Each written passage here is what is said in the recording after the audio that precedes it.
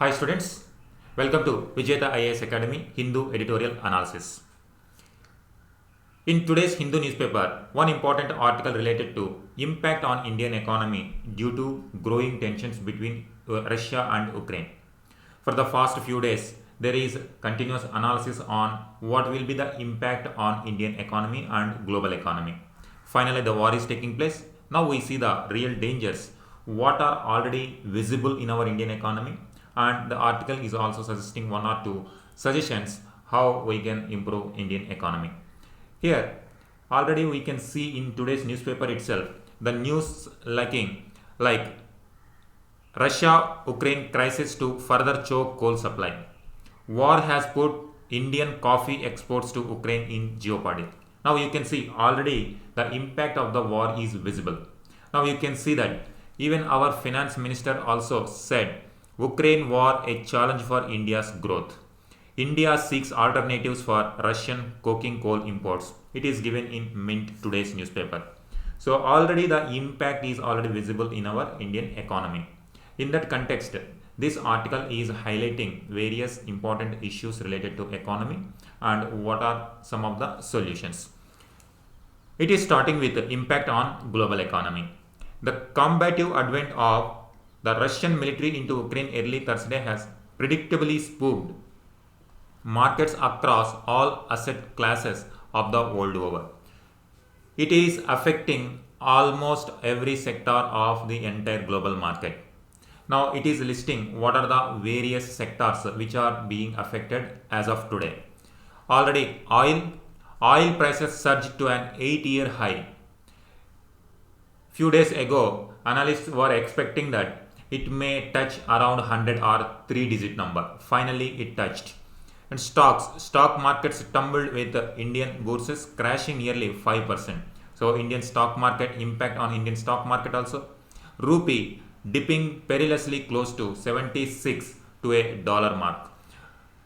Impact on rupee also. These are the already there was analysis before war itself. Analysis was there that if war happens, oil imports will surge and it will reduce the rupee or it will depreciate the rupee also. Stock market will affect, and gold. People now will choose for safe havens or safe assets because dollar is going to be costly. Now rupee is going to be depreciated. People may find safe assets like gold to invest their money. So same thing happened. Gold, the flight to safety, now yellow metal to a 15-month high. It is increasing. The prices of gold also started increasing. Impact on stock market. If we see domestic stock indices that have already been witnessing tumultuous swing in recent weeks as global inflation played.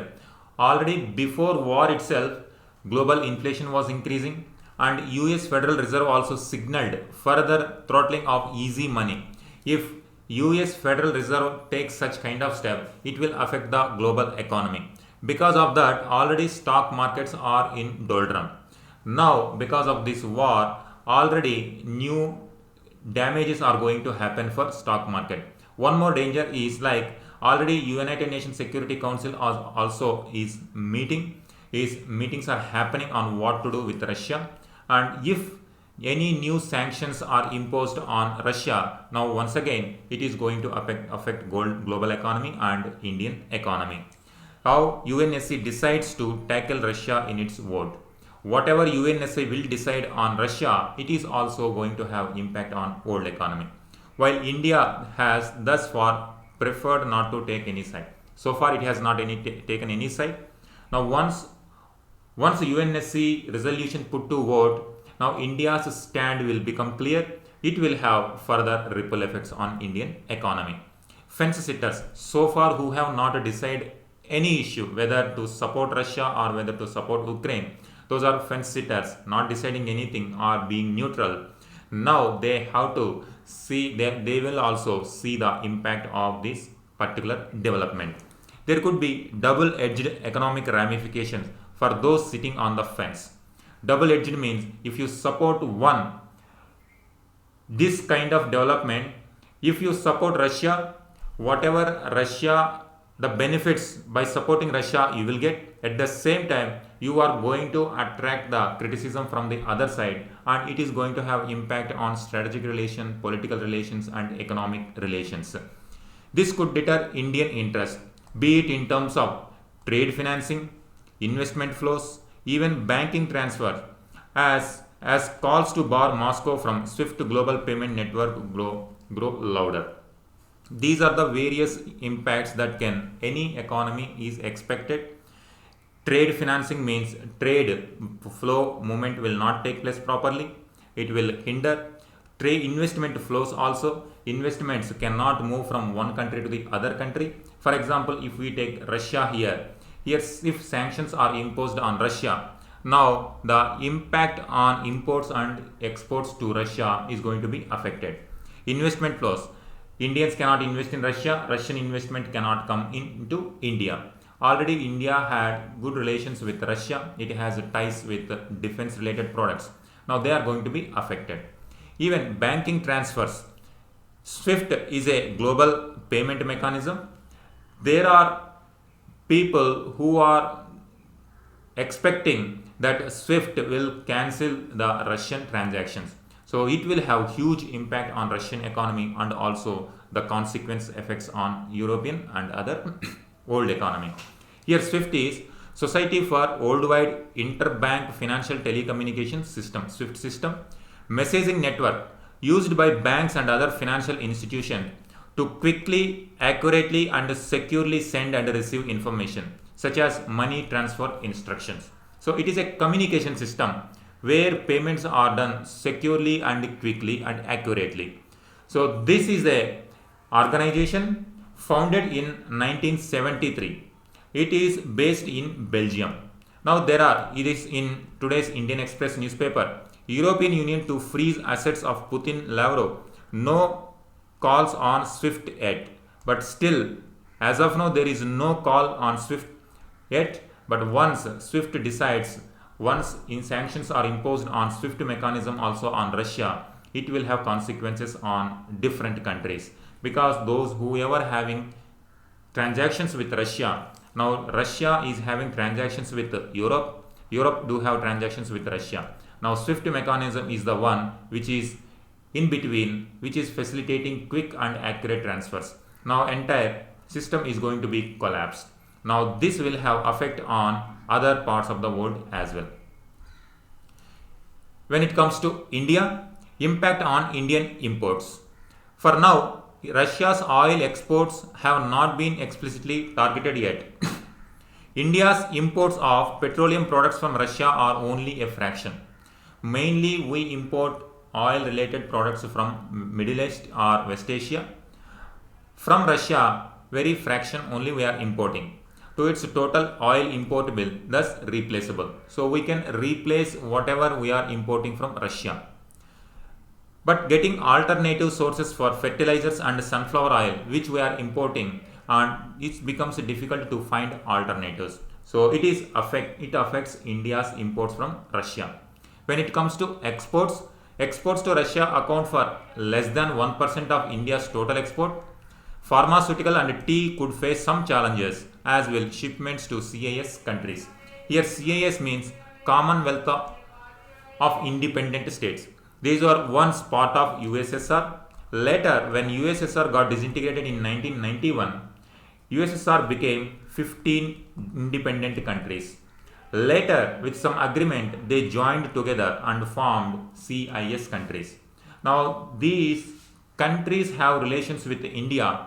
Now this impact Russia, sanctions on Russia will impact these countries, and these countries will impact on India as well. Pharmaceuticals and tea industry is going to face challenges because they are having good relations on exports and imports related to these sectors to these countries. Here in today's newspaper itself we can see related to coal supply and coffee industry. They are going to be affected. Here India is now, we have to find alternative routes for these particular supplies. And more worrying thing than exports is there are other issues which are more worrying than exports. Now exports, because imports and exports when it comes to trade, or fraction, and they can be replaced by other sources. The surge in crude oil prices is the major issue. It will drum up India's inelastic oil import bill. Here, inelastic means if there is a product. Generally, in general economic sense, in economies, if there is increase in the price of this product, demand will go down because people will not buy this product on account of its high price. Inelastic means whether price increases or decreases, the demand for commodity is always remains same. Here, for example, oil. Whether oil price increases or oil price decreases, there is no other alternative for India to reduce oil imports. Even if there is increase in oil price, India anyway will import same amount of quantity, whether it is increasing or not. That is called inelastic oil import bill. Now, if oil prices increases, now this import bill will increase. It will shed out our foreign exchange reserves. Gold imports could jump back up and keep the rupee under pressure. More people will try to invest in safe assets like gold. India will need to import a lot of gold from other countries because most of the gold comes from outside. Now, when gold imports increases, it will create more pressure on India. It will depreciate Indian rupee because there is demand for dollar increases. It will reduce the Indian value. Trade and current account deficits may be jeopardized, although forex reserves are healthy. So far, forex reserves are healthy, around $600 billion are there. Even though so far it is safe, but still it will have impact on inflation and gold import bill and also crude oil import bill. It will increase the trade deficit also, current account deficit also. Now it will have further complications in our Indian economy. Biggest headache is inflation. Now, if rupee depreciates and dollar value increases, if more crude oil bill comes, then it will have cascading effects on prices of different commodities. It will lead to inflation. The biggest concern for India, however, remains the impact of oil prices on inflation. And unraveling the budget math, which hinges on average oil price of $75 a barrel. So far, budget and economic survey, and they have certain kinds of projections for next year based on certain amount of oil prices. Now, due to this unforeseen situation, we do not know whether oil prices are going to stop at $105 or it may increase further.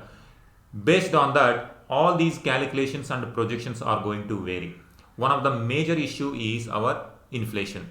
The RBI's assertion that retail inflation had peaked at 6% in January, as well as its growth accommodative stand may need a rethink with oil prices 11% higher since its February 10 monetary policy review.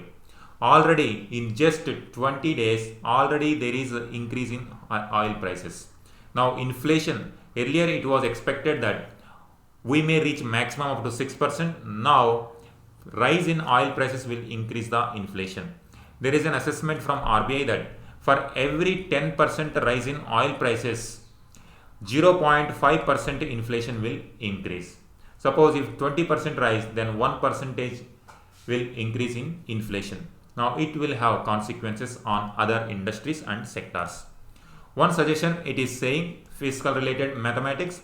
On the fiscal side, the government, which has been conservative in its revenue assumptions in the budget, has the room to preemptively cut domestic fuel taxes to nip inflationary expectation. Suppose if oil is imported, more prices of oil, it will create inflation. Oil bill plus taxes, it will increase the inflation or increases the prices of commodities.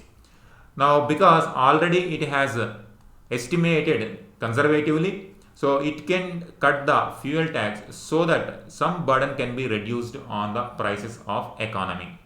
So this is one of the available options to reduce this inflationary effect on the common public. stoke faltering consumption levels and sustain India's fragile post-COVID-19 recovery through this global challenge. So this is the only suggestion it is giving. Already India is trying to come out after COVID-19 effect. Now once again, world economy and Indian economy is going to face the challenges of this new crisis. So this is about impact on Indian economy. When it comes to reserves, India has fourth largest foreign exchange reserves, forex reserves. India's forex reserves fall by 1 billion to 630 billion. So around 630 billion we have reserves. It is safe condition only. If there is any unforeseen situation, we can use these forex reserves to have cushion for Indian economy. So this is about this particular editorial. Thank you.